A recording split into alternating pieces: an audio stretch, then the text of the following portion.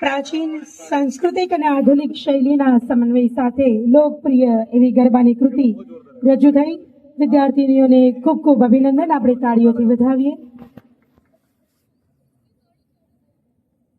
વલસાડ અને ડાંગ દક્ષિણ ગુજરાતના છેવાડે આવેલા જિલ્લાઓ કે જે વનવાસી સંસ્કૃતિની ધરોહર છે અને આ જિલ્લાઓમાં રહેલ આદિવાસી પ્રજા એમને લોકનૃત્ય અને લોકબોલી માટે ખૂબ જ પ્રસિદ્ધ